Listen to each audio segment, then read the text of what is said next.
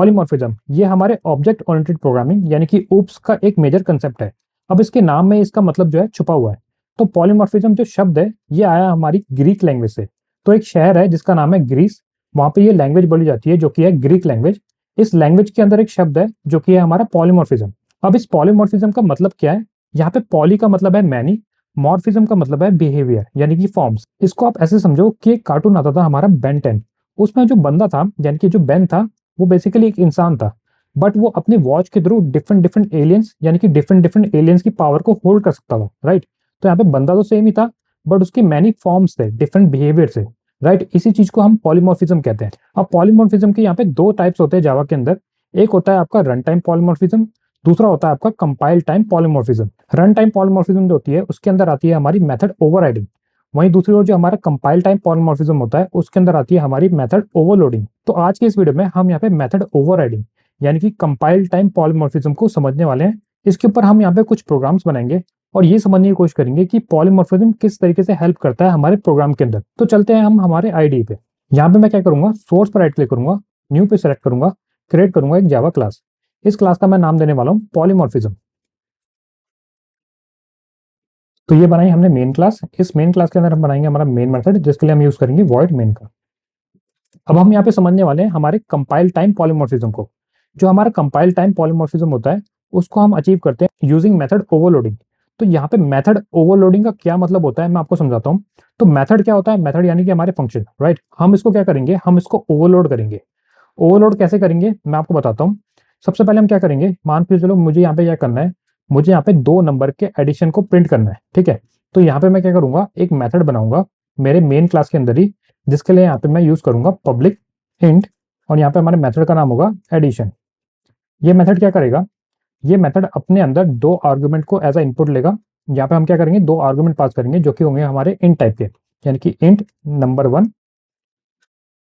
And यहाँ पे मैं क्या करूंगा, एक और आर्गुमेंट पास करूंगा इंट नंबर 2। अब हम यहाँ पे क्या करेंगे, हम यहाँ पे रिटर्न करेंगे हमारे नंबर 1 को ऐड करके नंबर 2 से, ठीक है। तो यहाँ पे हमने क्या किया, यहाँ पे हमने एक मेथड बनाया एडिशन का जिसका नाम है एडिशन, एंड ये क्या कर रहा है, अपने अंदर दो आर्गुमेंट को ले रहा है, ठीक है। अब अगर मैं क्या करूँ यहाँ पे system dot out dot println के थ्रू यहाँ पे मैं क्या करूँ, addition of two numbers is, इसके साथ हम यहाँ पे क्या करेंगे, हमारे एडिशन मेथड को कॉल करेंगे एंड इसके अंदर हम पास करते हैं मे बी 10, 20, ठीक है। तो अगर मैं इस प्रोग्राम को रन करूं तो सिंपली ये क्या करेगा, मेरे 10 और 20 को जो मैंने नंबर पास किया था इस मेथड के अंदर उसको ऐड करके प्रिंट कर देगा, राइट। तो यहां तक तो सिंपल था। अब हम क्या करेंगे, यहाँ पे हम मेथड ओवरलोडिंग करेंगे। मेथड ओवरलोडिंग क्या होती है कि आपका सेम ही मेथड है, आपने क्या किया है, यहाँ पे इसको दोबारा लिख दिया है और इस बार अपने मेथड के अंदर 3 आर्गुमेंट पास कर दिया, ठीक है। तो यहाँ पे मैं करूंगा नंबर 3।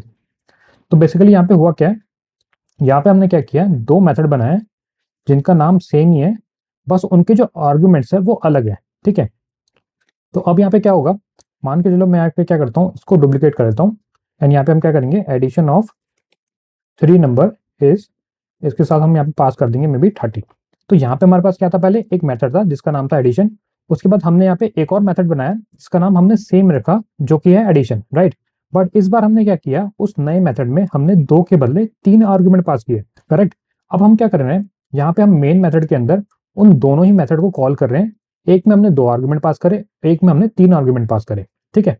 अब मैं अगर इस प्रोग्राम को रन करूं तो आप देखो यहाँ पे मेरे डिफरेंट डिफरेंट आउटपुट आ चुके हैं, क्योंकि यहाँ पे मैंने पहले मेथड में क्या पास किया था, 10 और 20 पास किया था जिसने इसको ऐड करके 30 प्रिंट कर दिया। उसके बाद हमने यहाँ पे दूसरे मेथड में क्या पास किया, 10, 20 एंड 30, राइट।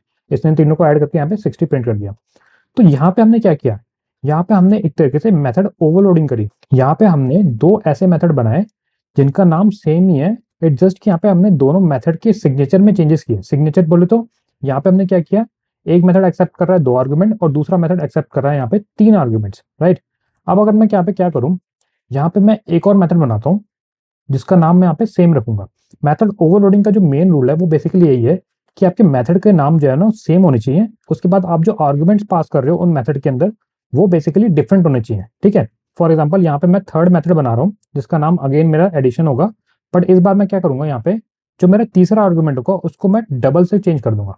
अब यहाँ पे ये मुझे एरर दे रहा है, ये बेसिकली क्या कर रहा है, कि यहाँ पे हमने रिटर्न टाइप क्या दिया था, रिटर्न टाइप हमने दिया था यहाँ पे इंट, है ना। अब हम यहाँ पे डबल वैल्यू पास कर रहे हैं, तो एक तरीके से हमको यहाँ पे रिटर्न टाइप को चेंज करना पड़ेगा डबल में।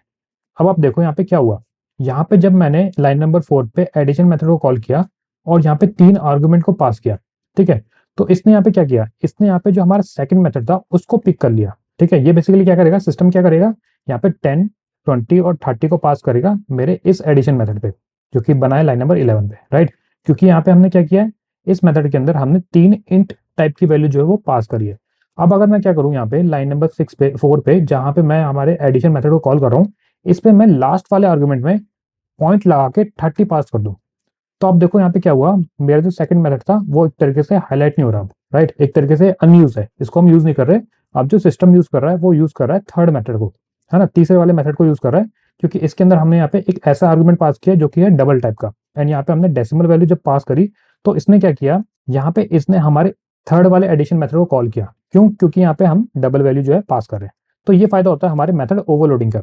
अब हम यहाँ पे क्या करते हैं, यहाँ पे हम एक और प्रोग्राम बनाते हैं जिसके थ्रू हम इस मेथड ओवरलोडिंग को और अच्छे से समझ पाए।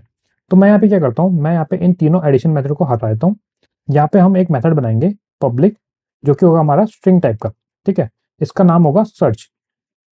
जैसे कि आप क्या करते हो, आपके फ्लिपकार्ट, अमेजोन, कहीं पे भी या गूगल पे अगर आप कुछ सर्च करते हो, किसी प्रोडक्ट के बारे में सर्च किया, ठीक है, आप क्या करते हो, उस प्रोडक्ट का नेम पास करते हो, राइट। तो यहाँ पे मैं क्या करता हूँ, स्ट्रिंग टाइप का एक आर्गुमेंट पास करता हूँ, प्रोडक्ट नेम, ठीक है।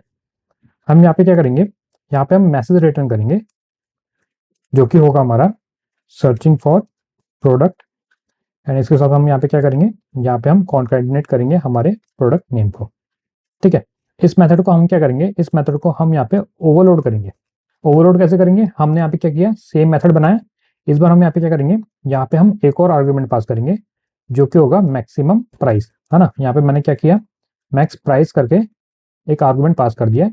एंड यहाँ पे हम हमारे मैसेज के अंदर इस मैक्स प्राइस को यूज कर लेंगे, ठीक है। तो यहाँ पे मैं क्या करता हूँ, स्पेस देके विद, एंड यहाँ पे हम इसको पास कर देंगे मैक्स प्राइस को, ठीक है।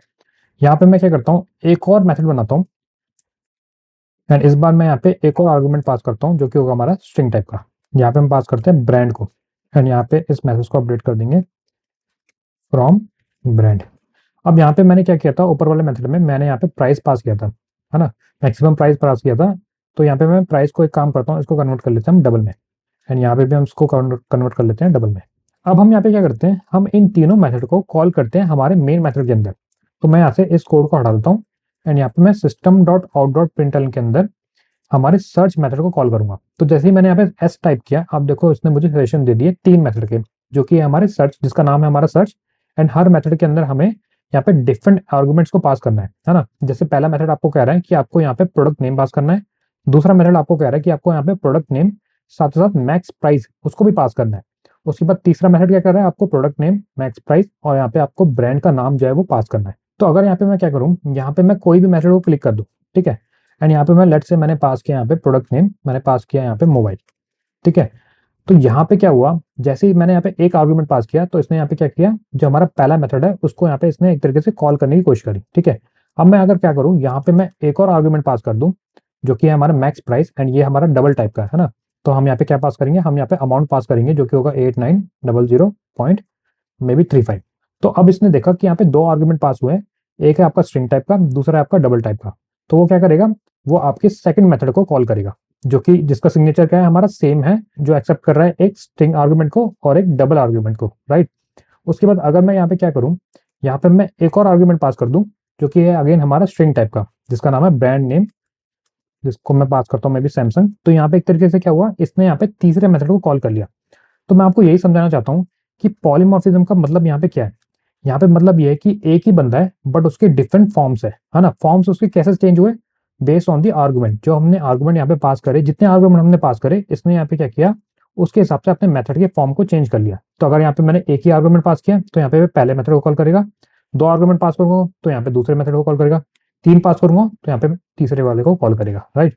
अब मैं यहाँ पे क्या करता हूँ, इन तीनों मेथड को कॉल कर लेता हूँ, एंड यहाँ पे हम क्या करते हैं 23,900.35 हमने यहाँ पे वैल्यू पास कर दी है, ठीक है। अब अगर मैं इस प्रोग्राम को रन करूँ, तो आप देखो यहाँ पे मेरे तीनों मेथड जो है वो कॉल हो चुके हैं, एंड इनके अंदर जो हमने यहाँ पे मैसेज रिटर्न किया था उसको हमने यहाँ पे प्रिंट भी कर लिया यूजिंग system.out.println मेथड।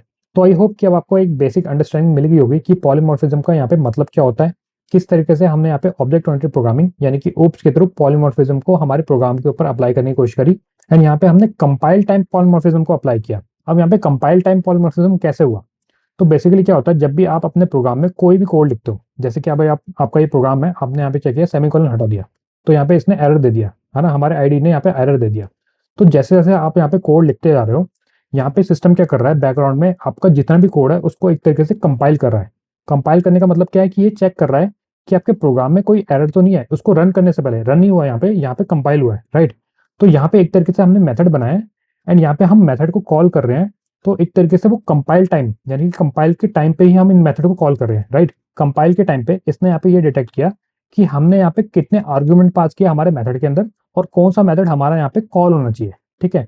तो इसलिए ये जो पॉलीमॉर्फिज्म है इसको हम कंपाइल टाइम पॉलीमॉर्फिज्म कहते हैं। तो आप इसी प्रोग्राम को प्रैक्टिस करो अपने लैपटॉप और डेस्कटॉप पे। आप यहाँ पे डिफरेंट मेथड बनाओ, उनका नाम जो है वो सेम ही रखना, बट उनके जो आर्गुमेंट पास कर रहे हो वो आप अलग अलग आर्गुमेंट जो है पास करना, ताकि सिस्टम को ये पता चले कि आप किस मेथड को कॉल करना चाहते हो। मैं मिलता हूँ आपको अगली वीडियो में, जिसमें हम पॉलीमॉर्फिज्म के दूसरे टाइप को समझेंगे, जो कि है हमारा रन टाइम पॉलीमॉर्फिज्म, एंड ये देखेंगे कि हम किस तरीके से मेथड ओवरराइडिंग के थ्रू इस चीज को अचीव कर सकते हैं। तब तक के लिए कीप कोडिंग।